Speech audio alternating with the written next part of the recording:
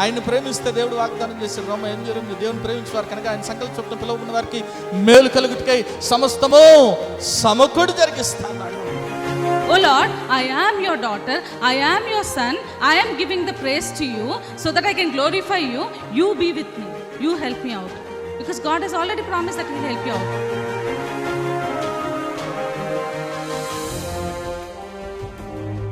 ఎన్నో మార్లు ఆయన తప్పులు చేస్తూ పాపము చేస్తూ నీకు విరోధంగా నడుస్తున్న మా కొరకు నాయన, అవిధేయులైన మా కొరకు ప్రభా నాయన తండ్రి, నీవు ఆ సిలువలో వెల చెల్లించావు కదా నాయన తండ్రి. నీవు నాయన మరణాన్ని జయించడం ద్వారా సజీవుడు అవటం ద్వారా నాయన ప్రభా తండ్రి యేసయ్యా, మరి నాయన మేము ఈరోజు సజీవులుగా ఉన్నాం కదా తండ్రి.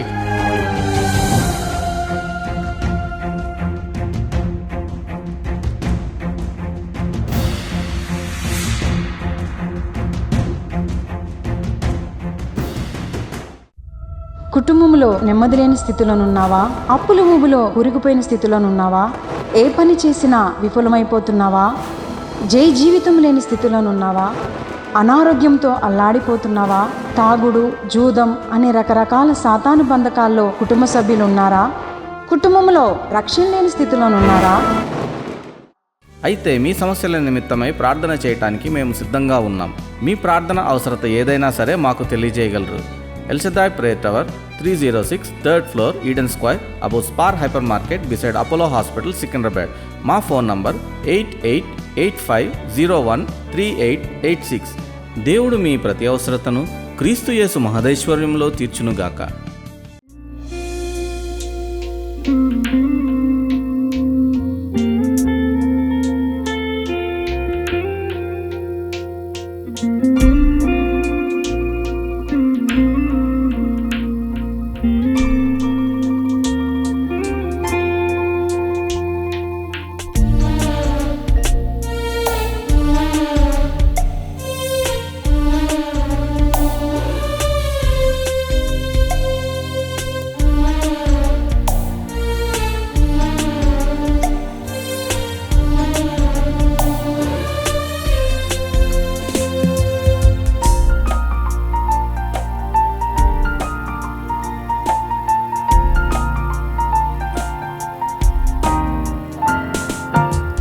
గాయపడిన దివ్యాహస్తం యేసయ్య నన్ను లేపి జీవమునిచ్చెన్.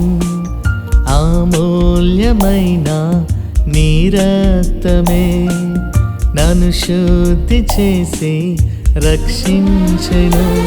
నీ ప్రేమకై ఏమిచ్చెదన్ ప్రభువా, కాంక్షింతు నిన్నే కలకాలము. జీవింతు నీకై అనునిత్యము. నీ గాయపడిన దివ్యాహస్తం యేసయ్య నన్ను లేపి జీవమునిచ్చెన్.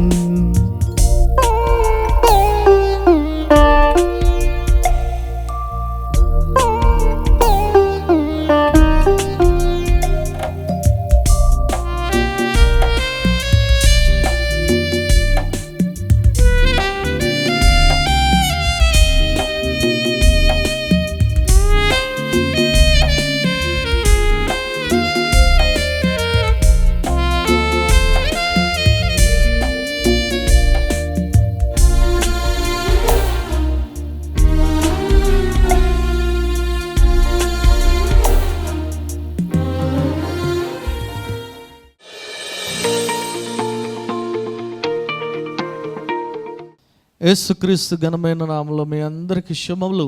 ఈరోజు మరి నేను మీతో పంచుకోవాలనుకున్న మరి వాక్య భాగం ఏంటంటే ఈ 10వ వచనంలో రాయబడింది 2 మాటలు.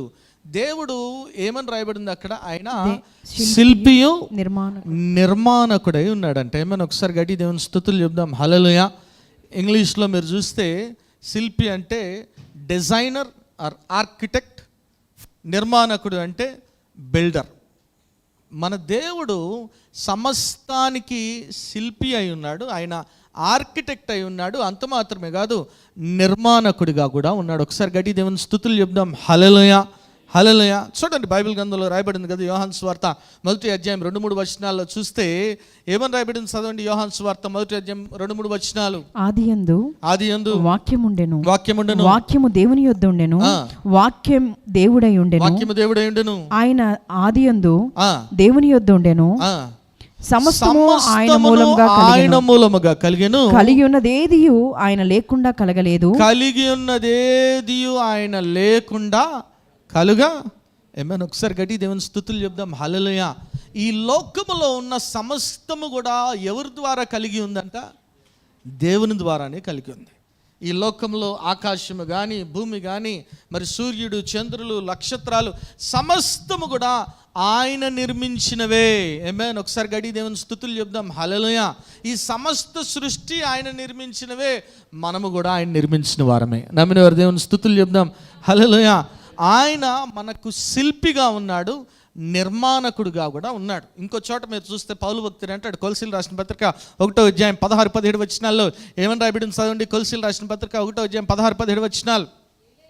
ఏలైనగా ఆకాశమున్నవన్నీ దృశ్యమైనవి గాని అదృశ్యమైనవి గాని అవి సింహాసనములైన ప్రభుత్వములైన ప్రధానులైన అధికారములైన సర్వమును ఆయన యందు సృజింపబడెను, సర్వమును ఆయన ద్వారాను ఆయన బట్టి సృజింపబడెను. ఆయన అన్నిటికంటే ముందుగా ఉన్నవాడు ఆయనే సమస్తమునకు. ఆమేన్. ఒకసారి గట్టి దేవుని స్తుతులు చెప్దాం. హల్లెలూయా. మన దేవుడు సమస్తానికి కూడా ఆధారభూతుడు. ఆమేన్. నమ్మిన వారు దేవుని స్తుతులు చెప్దాం. హల్లెలూయా. అక్కడ అంటున్నాడు కదా పౌలు భక్తుడయ్యా, ప్రభుత్వాలు కూడా ఎవరు సృజించారంట? ఎవరు ఏర్పాటు చేశారంట? దేవుడు ఏర్పాటు చేశాడు. ఒకరు పవర్లోకి రావాలన్నా, పవర్లోనికి దిగిపోవాలన్నా దేవుని చిత్తము మాత్రమే. ఎందుకంటే నా దేవుడు సమస్తానికి ఆధారభూతుడిగా ఉన్నాడు. నమ్మిన వారు దేవుని స్తుతులు చెప్దాం. హల్లెలూయా. హల్లెలూయా. మన దేవుడు శిల్పి, నిర్మాణకుడిగా ఉన్నాడు. ఈ లోకంని, మరి ఈ లోకంలో ఉన్న సమస్తాన్ని సృజించిన దేవుడు, ఈ లోకంలో ఉన్న ప్రతి ఒక్క మైన్యూట్ థింగ్ని కూడా, చిన్న విషయాల్ని కూడా సృజించిన దేవుడు ఈరోజు ఆయన మన జీవితాలకు కూడా శిల్పిగా, నిర్మాణకుడిగా ఉన్నాడు. ఆమేన్. హల్లెలూయా. హల్లెలూయా. God is a better architect, better designer, and he is the best builder. Better కూడా కాదు, he is the best builder of our life. దేవుడే మనల్ని నిర్మించేవాడిగా ఉన్నాడు, మనల్ని చెక్కేవాడిగా ఉన్నాడు. ఈరోజు దేవుడు మనల్ని చెక్కాడు అనుకోండి, మన జీవితాన్ని నిర్మించాడు అనుకోండి, మన జీవితం ఏ రీతిగా ఉంటుందో ఒకసారి ఆలోచన చేయండి. ఒకసారి గట్టి దేవుని స్తుతులు చెప్దాం. హల్లెలూయా. హల్లెలూయా. చాలాసార్లు మనము మన రీతిగా, మన ఆలోచన చొప్పున మన జీవితం నడవాలి, మై లైఫ్ మై రూల్స్ అని ముందుకు వెళ్తూ ఉంటారు. కానీ it is not your life. ఎందుకంటే నీ జీవితము, నా జీవితము దేవుడు పెట్టిన భిక్ష. ఏమా నమ్మిన వారు దేవుని స్తుతులు చెప్దాం. హల్లెలూయా. దేవుడు మనల్ని సృజించింది, ఆయన శిల్పిగా ఉన్నాడు, నిర్మాణకుడిగా ఉన్నాడు. కాబట్టి ఈరోజు ఆయన శిల్పిగా ఉన్నాడు, నిర్మాణకుడిగా ఉన్నాడు. మనం ఏం చేయాలి, మనం ఏ రీతిగా ఉండాలి అనే విషయాల్ని నేను మీతో పంచుకోవాలనుకున్నాను. ముందుగా ఒక బిల్డింగ్ కట్టాలంటే ఆర్కిటెక్ట్ ఏం చేస్తాడు? ప్లాన్ వేస్తాడు. తర్వాత ఇట్టనంగా కట్టేస్తారా? కట్టడానికి ఏం కావాలా? ఇసుక, సిమెంటు, కంకర, ఏం కావాలా? సప్లైస్ కావాలి, సరఫరా కావాలి. ఆమేన్. హల్లెలూయా. ఏం కావాలా? సరఫరా కావాలి. ఈ సరఫరా అందించేది ఎవరు? Who is our provider? సరఫరాదారుడు ఎవరు అంటే యేసుక్రీస్తు ప్రభు మాత్రమే. ఆమేన్. ఒకసారి గడి దేవుని స్తుతులు చెప్దాం. హల్లెలూయా. దేవుడు నీ జీవితానికి ఒక ప్రణాళిక రచించడమే కాదు, ఆ ప్రణాళిక నెరవేర్చబడటానికి కావలసిన సరఫరాను కూడా దేవుడు దయచేస్తాడు. ఆమేన్. నమ్మిన వారు దేవుని స్తుతులు చెప్దాం. హల్లెలూయా. అది ఎట్లా దయచేస్తాడు బెదరు? ఎట్లా నాకు రోజు కంకరిస్తాడా ప్రభు అని అనుకుంటున్నాము. దేవుని కార్యాలు మన ఊహకు కూడా అందవు. ఆమేన్. మనం ఒక ఎగ్జాంపుల్ చూద్దాం. బైబిల్ గ్రంథంలో మీరు చూస్తే దేవుడు కళ ద్వారా ఒక మాట చెప్పాడు. ఎవరికి? యోసేపుతో. ఏంట మాట చూడండి. మీరు చూసినట్లయితే ఆదికాండము 37వ అధ్యాయం 9వ వచనం చూడండి, ఏమని రాయబడింది? ఆదికాండం 37. అతడు ఇంకొక కల కని తన సహోదరులకు తెలియచేసి, ఇదిగో నేను మరి ఒక కల కంటిని, అందులో సూర్య చంద్రులను 11 నక్షత్రములను నాకు సాష్టాంగపడేనని చెప్పాను. ఏమని చెప్పాడయ్యా? నేను కలగన్నాను, సూర్య చంద్రులు 11 నక్షత్రాలు కూడా నాకు, అంటే సహోదరులందరూ, తల్లిదండ్రులు కూడా, వీళ్ళందరూ కూడా నాకు సాష్టాంగపడినట్లు కలగన్నానని చెప్పాడు. ఏమన్ ఒకసారి గడి దేవుని స్తుతులు చెప్దాం. హల్లెలూయా. కళ మాత్రం చూశాడు. కళ ఇచ్చింది ఎవరు? మరి నెరవేర్చాల్సిన బాధ్యత ఎవరిది? అంతేనా? నెరవేర్చడానికి కావాల్సినవన్నీ జరిగించాల్సింది, సరఫరా చేయాల్సింది ఎవరు? దేవుడేనా కాదా? అవునా? ఈ మాట చెప్పంగానే అన్నల్లో కోపం రగిలిపోయింది, భలే కోపం వచ్చింది. ఇంకోటి ఏంటంటే వాళ్ళ నాన్న ఏం చేసేవాడు? చాలా స్పెషల్గా చూసేవాడు యోసేపుని. ఇది ఎక్కడి నుంచి వచ్చింది? ఈ బుద్ధి ఎక్కడి నుంచి వచ్చిందంటే తల్లిదండ్రుల నుంచి వచ్చింది. అంతేనా? ఇస్సాకు ఎవరిని చూసేవాడు స్పెషల్గా? ఏశావుని చూసేవాడు. వాళ్ళ అమ్మ ఏం చేసింది? ఎవరిని చూసింది స్పెషల్గా? యాకోబుని చూసింది. పార్షియాలిటీ చూడండి. అందుకే నేను చెప్తా, 2, 3, 4 పిల్లలు ఉన్నారు, అందరినీ సమానంగా చూడండి దయచేసి. చూడండి, పక్షపాతం. యాకోబుకి కూడా పక్షపాతం. మంచి రంగురంగుల అంగీని కుట్టించాడంట. అన్నల కోపం పుట్టింది, గుంతలో వేశారు, చంపేయాలనుకుంటే ఒక సహోదరుడు సలహా ఇచ్చాడు, అన్న మన రక్త సంబంధంగా చంపటం ఎందుకు, అమ్మేద్దాం.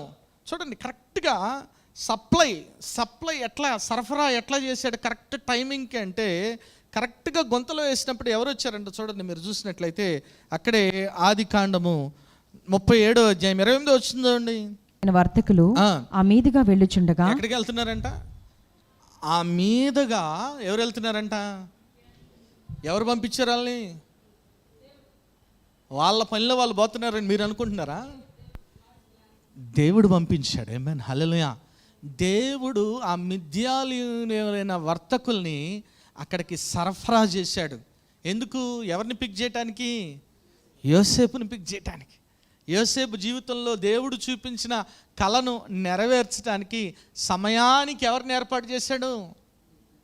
నీ జీవితంలో కూడా ప్రభు ఏదైనా ప్లాన్ గీసాడు అనుకో, ఆ ప్లాన్ నెరవేర్చడానికి దేవుడు నీ జీవితంలో ఏంజల్స్ని ఏర్పాటు చేస్తాడు. ఆమేన్, హల్లెలూయా. It can be anyone. అది నీ ఎదురింటోడు అవ్వచ్చు, పక్కింటోడు అవ్వచ్చు, నీ ఆఫీస్లో వాడవచ్చు, ఎవరైనా అవ్వచ్చు. ప్రభు సమయానికి ఏర్పాటు చేస్తాడు. ఆమేన్, హల్లెలూయా, హల్లెలూయా. నేను వచ్చేవారం పైవారం చెప్తాను, సమయానుసారమైన ఆశీర్వాదం కావాలంట. ఎంతమంది నమ్ముతారు?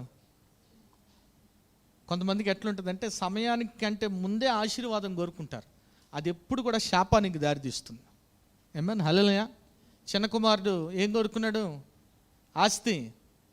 తండ్రి అన్నాడు, ఆగురా పంచి పెడతలే, ఆగు అన్నాడు. కానీ ఏమన్నాడు? నాకు ముందే. అంతేనా? ముందే తీసుకున్నాడు. ఏమైంది? చివరికి శాపానికి గురయ్యాడు, అన్నీ పోగొట్టుకున్నాడు. కానీ blessing, that is what timely blessing. We should need timely blessing. ముందే కావాలంటే అది శాపానికి దారి తీస్తుంది. నమ్మిన వారు దేవుని స్తుతులు చెప్దాం. హల్లెలూయా.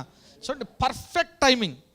గుంతలో వేశారు, అదే టైంలో వాళ్ళు అట్లా నడుచుకుంటా వెళ్తున్నారంట. సలహా చెప్పాడు, అమ్మేద్దాం. అమ్మేశారా? చూడండి, దేవుడు ఎక్కడికి తీసుకెళ్ళాడు అతన్ని? ఐగుప్తు దేశాన్ని తీసుకెళ్ళాడు. ఎవరి ప్రణాళిక అది? ప్లానింగ్ ఎవరిది? మరి సరఫరా ఎవరు చేశారు? దేవుడే చేశాడు. God's timing. ఆ తర్వాత చూడండి, పోతిఫర్ ఇంట్లో ఉన్నాడంట, ఏ తప్పు చేయలేదు. పోతిఫర్ భార్య ఇండీసెంట్ ప్రపోజల్ చేసింది, కమాన్ నాతో శయనించండి. చొక్కా విడిచిపెట్టి నేను దేవునికి విరోధంగా పాపం చేయనని పారిపోయాడు. దేవునిలో ఉన్నాడు, దేవుని యందు విశ్వాసం ఉంచాడు, దేవుని భయం కలిగిన వ్యక్తి. అన్యాయంగా ఏం చేశారంట? ఏం చేశారు? మనల్ని ఎవరన్నా ఏమన్నా ఒక మాట అంటే, మనం తప్పు చేయకుండా ఒక మాట అంటే తట్టుకుంటామా? నన్ను ఎందుకు, నేను అసలు ఎందుకు నేను చేయను. ఒక మాట కూడా మాట్లాడలేదంట. ఒక మాట. యేసేపు జీవితం చూసినప్పుడల్లా నాకు యేసయ్య గుర్తొస్తాడు. యేసయ్య ఎట్లా భరించాడంట ఆ శిలువ మీద? బొత్సు కత్తిరించు అని ఎదుట గొర్రెపిల్ల మౌనంగా. ఆయనలో కూడా ఏ దోషం లేదు, ఆయనలో ఏ పాపం లేదు, అయినప్పటికీ మౌనంగా భరించాడు. ఇందా చెప్పారు అమ్మగారు, it is better to be silent. ఎట్లా ఉండాలంట? ఊరక పురుషులకు చెప్పనవసరం వాళ్ళు అట్లే గెలుస్తున్నారు ఇళ్ళల్లో. Amen hallelujah. Silence is a best weapon, గుర్తుపెట్టుకోండి. Amen hallelujah. ఉట్టినే వాక్కూడదు, మాట్లాడుతూ ఉంటారు ఇంట్లో. వాళ్ళు వాక్కుంటే మన ప్రశాంతంగా. Amen hallelujah. హల్లెలూయా. అవసరమైతే అప్పుడప్పుడు దూదులు కూడా పెట్టుకోండి చెవుల్లో, ఇబ్బంది ఏం లేదు. కానీ వాళ్ళు ఎట్లా శాడిజం చూపిస్తారంటే దూదులు కూడా తీసి చెవు దగ్గర కూడా చరుస్తూ ఉంటారు. జాగ్రత్త. ఏమైనా ఒకసారి గడి దేవుని స్తుతులు చెప్దాం. హల్లెలూయా. మౌనంగా యేసే భరించాడు. యోసేపు కూడా మౌనంగా ఉన్నాడు. మళ్ళీ 2 క్యారెక్టర్స్ని పంపిస్తున్నాడు జైల్లో ఉంటే. మీరు చూడండి బైబిల్ గ్రంథంలో చూసినట్లయితే ఆదికాండము 40వ అధ్యాయం మొదటి 3 వచనాలు చూడండి.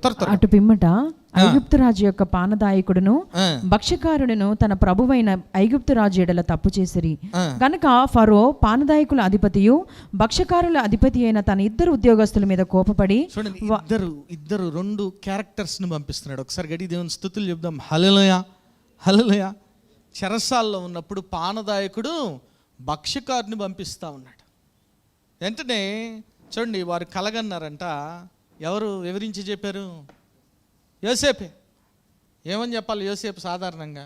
నాయనా, నేను చెయ్యని తప్పుకి నేను జైల్లో పడ్డాను, నా పాటుని నేనేదో చేసుకుంటా ఉంటే నాకు ఈ కష్టం వచ్చింది, నేను ఎందుకు మీకు సహాయం చేయాలా? ప్రభు మనసు చూడండి, కష్టంలో కూడా సహాయం చేస్తున్నాడు. కష్టంలో కూడా సహాయం చేస్తున్నాడు. సరఫరా చేశాడు వాళ్ళిద్దరిని. చెప్పాడు కళ, అయ్యా ఒకరిని ఉరిదీస్తారు, ఒకరిని హెచ్చిస్తారు. ఆ తర్వాత ఫరో కలగన్నాడు. ఎవ్వరు లేరంట కళ భావం చెప్పడానికి. వెంటనే గుర్తుకొచ్చింది ఆయనకి, ఆ పానదాయకుడు గుర్తుకొచ్చింది. అయ్యా, నేను చెరసాల్లో ఉండగా ఒక ఆయన కలభావం చెప్పాడు, ఆయన్ని తీసుకొస్తా. కలభావం చెప్పాడు. చూడండి ఎట్లా దేవుడు యోసేపు జీవితంలో మనుష్యులను సరఫరా చేశాడు చూడండి. ఆమేన్. హల్లెలూయా. ఈరోజు ప్రభు ప్లానింగ్, ప్రభు ప్రణాళిక నీ జీవితంలో నెరవేర్చబడ్డానికి దేవుడు మనుష్యులను నీకు సరఫరా చేస్తాడు. అవసరమైతే ఏంజల్స్ని కూడా నీ ముందర పెడతారు నీకు సహాయం చేయడానికి. నమ్మిన వారు దేవుని స్తుతులు చెప్దాం. హల్లెలూయా. హల్లెలూయా. వెంటనే కలభావం చెప్పాడు. దేవుడు ఎట్లా ఆశీర్వదించాడంటే మీరు చూస్తే ఆదికాండం 41వ అధ్యాయం 9 నుంచి 14 వచనాల వరకు చదవండి. ఏమని రాయబడింది? అప్పుడు పానదాయకుల అధిపతి 41 చదవండి. అప్పుడు పానదాయకుల అధిపతి, నేడు నా తప్పిదములు జ్ఞాపకం చేసుకున్నాను. ఫరో తన దాసుల మీద కోపించి నన్ను భక్ష్యకారుల అధిపతి మా యుబయులను రాజు సంరక్షక సేనాధిపతి ఇంట కావిలిలో 39 మరియు ఫరో, దేవుడు ఇది ఎంతయో నీకు తెలియపరిచిన గనక నీ వల్లే వివేక జ్ఞానము గల వారు ఎవరూ లేరు. నీవు నా ఇంటికి అధికారివై ఉండవలెను, నా ప్రజలందరూ నీకు విధేయులయ్యుందరు. సింహాసన విషయంలో మాత్రమే నేను నీకంటే పైవాడినై ఉందునని యోసేపుతో చెప్పెను. మరియు ఫరో, చూడుము, ఐగుప్తు దేశం అంతటి మీద నిన్ను నియమించి ఉన్నాను యోసేపుతో చెప్పెను. మరియు ఫరో తన చేతికి తన ఉంగరమును తీసి యోసేపు తన చేతిని పెట్టి సన్నపు నార బట్టలను అతనికి తొడిగించి అతను మెడకు బంగారపు గొలుసు వేసి తన 2వ రథం మీద అతను ఎక్కించెను. అప్పుడు వందనము చేయడని అతను ముందర జనులు కేకలు వేసిరి. అట్లు ఐగుప్తు దేశం అంతటి మీద అతన్ని నియమించెను. మరియు ఫరో యోసేపుతో, ఫరోను నేనే, అయినను నీ సెలవు లేక ఐగుప్తు దేశం అంతటా ఏ మనుష్యుడు తన చేతినైనను కాలునైనను ఎత్తకూడదని చెప్పెను. ఆమేన్. ఒకసారి గట్టి దేవుని స్తుతులు చెప్దాం. హల్లెలూయా. ఎంతలా దేవుడు ఆశీర్వదించాడంటే, ఫరోను నేనే, కానీ నీ అనుమతి లేకుండా ఏ మనిషి కూడా చెయ్యైనా కాలైనా ఎత్తటానికి వీలు. అది ఎవరు? పోతీఫర్ భార్య అయినా సరే, పోతీఫర్ అయినా సరే. ఒకవేళ ఇక్కడ ఏమైనా పేను గుర్తున్నట్టున్నా ఇట్లా అనుకోవటానికి కూడా లేదు. ఏం చేయాలి? ఎవరు అనుమతి కావాలా? అది దేవుని ఆశీర్వాదం అంటే, దేవుని ప్రణాళిక ద్వారా ఆశీర్వదించబట్టం అంటే అది. ఏమైనా ఒకసారి గట్టి దేవుని స్తుతులు చెప్దాం. హల్లెలూయా. ఆ రీతిగా ఆశీర్వదించబట్టాన్ని దేవుడు ఏం చేస్తాడు? సప్లైస్ కూడా ఇచ్చేస్తాడు, సరఫరా కూడా చేస్తాడు ప్రభు. God is the best provider, God is the best supplier for all our needs. ఆమేన్. హల్లెలూయా. హల్లెలూయా. అందుకే రాయబడింది కదా, ఏమని రాయబడింది? క్రీస్తు యేసు మహదైశ్వర్యం చొప్పున మీ ప్రతి అవసరత, అంతేనా, ప్రతి ఏం తీరుస్తాడంట? He will supply your needs, అంతేనా, బట్ నాట్ యువర్ లగ్జరీస్. నీ అవసరత తీరుస్తాడు కానీ నువ్వు నాశనం చేయటానికి, హంగులు పొంగులు పోవటానికి దేవుడు నీకు దయచేయడు. గుర్తుపెట్టుకోవాలి. నమ్మిన వారు దేవుని స్తుతులు చెప్దాం. హల్లెలూయా. ప్రభు ప్రణాళికలోనికి ఈరోజు మనమందరం నడిపించబడాలని నేను కోరుకుంటున్నా. నమ్మిన వారు దేవుని స్తుతులు చెప్దాం. హల్లెలూయా. నడిపించబడాలంటే ప్రభు ఏది చెప్తే అది విశ్వాసంతో ముందడుగేయాలి, అంతే. వెలిచూపు వల్ల కాదు, కానీ విశ్వాసంతోనే నేను నడుస్తాను, విశ్వాసంతోనే నేను ముందుకు వెళ్తాను. ప్రభు ప్లాన్ చేశాడు అనుకోండి, ఆయన సప్లైస్ కూడా దయచేస్తాడు. ఏమన్నా నమ్మిన వారు దేవుని స్తుతులు చెప్దాం. హల్లెలూయా. హల్లెలూయా. Whatever it is in your life, నీ జీవితంలో దేవుడు ఏ ప్రణాళిక ఉంచాడో, ఈరోజు ఏ ఉద్యోగం ఇస్తాడో, లేదంటే వివాహ విషయంలోనో ఇంకోటో whatever it is, whatever may be, when you walk into the will of God, when you walk you into the plan of God, God will supply everything for you. Amen. Hallelujah. అయ్యగారు ఎప్పుడు చెప్పేవాళ్ళు, దేవుని చిత్తానుసారమైన దేవుని పనికి ఏ కొరత కూడా ఉండదంట. ఏమైనా నమ్మిన వారు దేవుని స్తుతులు చెప్దాం. హల్లెలూయా. దేవుని చిత్తానుసారమైన దేవుని పనికి ఏ కొరత కూడా, దేవుని చిత్తానుసారమైన దేవుని ఆశీర్వాదానికి ఏ కొరత కూడా ఉండదు. ఏమైనా నమ్మిన వారు దేవుని స్తుతులు చెప్దాం. హల్లెలూయా. అందుకే అది గుర్తించాడు కాబట్టి యోసేపు ఏం చెప్పాడు, ఆదికాండం 50:20 ఏమని చెప్పాడు చూడండి. ఆదికాండం 50:20, నాకు కీడు చేయను ఉద్దేశించితిరి కానీ నేటి దినము జరుగుచున్నట్లు అనగా బహు ప్రజలను బ్రతికించినట్లు అది మేలుకే దేవుడు ఉద్దేశించాడు. మీరు కీడు చేయను ఉద్దేశించారు కానీ మేలుకే, కీడు వెనకాల కూడా మేలు దాచించే దేవుడు. ఏమన్నా హల్లెలూయా. మనం అనుకోండి, ఊహించుకోండి, ఊరికే మనం యోసేపు స్థానంలో ఉన్నామనుకోండి, కలగని మనం ఫస్ట్ ఎక్కడ టికెట్ అవుట్, ఎక్కడ గుంతలో ఏం కానీ అయిపోయింది, అక్కడితో ముగింపే, అంతేనా? ఇంక ఇస్మాయిలీలు కమ్మటం అంటే అవుట్, ఇంకా చెరసాలకు వెళ్ళడం అంటే ఇంక ఫినిష్, ఇంక నోటి మాట కూడా ఉండదు. యోసేపు ఎందుకు నిలబడగలిగాడంటే అతనిలో విశ్వాసం ఉంది. అతను భయపడలేదు. ఈరోజు నువ్వు విశ్వాసముతో నువ్వు ఏ పని తలపెట్టినా, ప్రభు ప్రణాళిక చొప్పున ఏ పని తలపెట్టినా సరే ప్రభు నీకు సహాయం చేస్తాడు. You don't have to worry about anything. అందుకే బైబిల్ గ్రంథంలో రాయబడింది మత్తయి సువార్త 6:26 నుంచి, ఆకాశ పక్షులు చూడండి, అవి విత్తవు కొయ్యవు కొట్లలో కూర్చుకొనవు, అయినను మీ పరలోకపు తండ్రి వాటిని పోషించుచున్నాడు. మీరు వాటి కంటే బహుశ్రేష్ఠులు కారా? మీలో నెవడును చింతించుట వలన తన ఎత్తు 3 ఎక్కువ చేసుకొనగలడు. చూడండి, ఆకాశ పక్షులను చూడండి, అవి కూర్చుకోవు. ఎవరు ఇస్తున్నారు ఆహారం దానికి? నువ్వు చింతించడం వల్ల ఒక మూరెడు, అమ్మో నేను పొట్టిగా ఉన్నా అవుతావా? పొడుగు ఏమన్నా అవుతావా? ఒక ఆయన చూశాను, ఆయన ఏడుస్తున్నాడు, నేను లావుగా ఉన్నా బ్రదర్, నేను ఏడుస్తున్నాడు. ఏడిచి బాధలో ఇంకెక్కువ తింటున్నాడు. ఏమైనా హల్లెలూయా. డిప్రెషన్లో ఎక్కువ తింటున్నాడు, నేను లావుగా ఉన్నానని. దానివల్ల ఏ ఉపయోగం కూడా లేదు. రేపటి గురించి అందుకే అక్కడే రాయబడింది 34వ వచనంలో ఏమని రాయబడింది చూడండి, చాలా చక్కగా. రేపటిని గూర్చి చింతింపకడి, రేపటి దినము దాని సంగతులను గురించి చింతించును, ఏ నాటి కీడు ఆ నాటికి చాలును. You don't have to worry about anything. చూడండి, నేను ఎప్పుడు నమ్ముతాను, యోసేపుకు చూడండి దేవుడు కళ చూపించాడు కానీ ఎట్లా ఆశీర్వదిస్తాను చెప్పలేదు. పొరపాటును చెప్పాడు అనుకోండి, అరే బాయ్ ఫస్ట్ నేను గుంతలో వేస్తా, తర్వాత ఇస్మాయిలీలకు అమ్మేస్తా, ఆ తర్వాత నేను చెరసాలలో వేస్తా, ప్రభా నువ్వు వద్దు, నీ ఆశీర్వాదము నాకు వద్దు నాయన, నీకు దండం ప్రభా అంట. ఎందుకంటే నీ ఆలోచనలో ఏం పెరిగిపోతుంది? విశ్వాసం వెళ్ళిపోయి చింత వస్తుంది. అందుకే ఏ చింత కూడా అవసరం లేదు. ప్రణాళిక ప్రభుది, సరఫరా కూడా. ఏమన్ ఓ మనసా భయమేలనే, ఓ మనసా దిగులేలనే, ఓ మనసా భయమేలనే, ఓ మనసా దిగులేలనే, నమ్మదగిన యేసుండు నీకుండగా, ప్రాణంబు తీయనెవరు నీ కీళ్ళలోన, నమ్మదగిన యేసుండు నీకుండగా, ప్రాణంబు తీయనెవరు నీ కీళ్ళలోన. ఓ మనసా భయమేలనే, ఓ మనసా దిగులేలనే, ఓ మనసా భయమేలనే, ఓ మనసా దిగులేలనే. హల్లెలూయా. భయము మనకి అవసరం లేదు. అన్నా వస్త్రములాకి ఆరాట పడుచు ఆత్మీయ పోరాటం వదిలి పెట్టెదవా. అన్నా వస్త్రములాకి ఆరాట పడుచు ఆత్మీయ పోరాటం వదిలి పెట్టెదవా. ఆకాశ పక్షులను కనుమా మనసా, ఆకాశ పక్షులను కనుమా మనసా.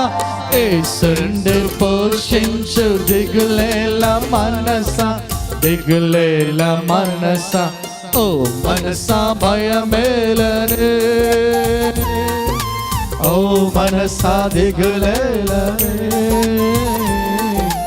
ఓ మనసా భయమేలనే, ఓ మనసా దిగులేలనే. హల్లెలూయా, హల్లెలూయా. దేవుడు ఏంటంటే మన జీవితానికి శిల్పి, అదే రీతిగా నిర్మాణకుడిగా ఉన్నాడు. God is the better planar.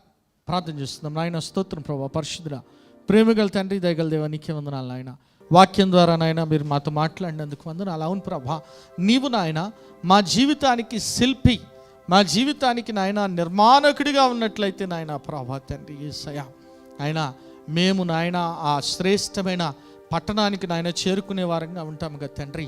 బిడలు నాయన ప్రభా ఆ పరలోక దేశానికి నాయన చేరుకునే కృప దయచేయండి. ఈ వాక్యాన్ని మీరు నీరు కట్టి ఫలింపు చేయండి ప్రభా. ప్రతి ఒక్క బిడ కూడా వాక్యానుసారం జీవించిన ఆయన ఫలించెడు కొమ్మల వలె ఉండే కృప దయచేయమని, ప్రతి ఒక్క బిడను కూడా దీవించమని నజరేయుడైన యేసు నామములో ప్రార్థించి వేడుకుంటున్నాము తండ్రి, ఆమేన్.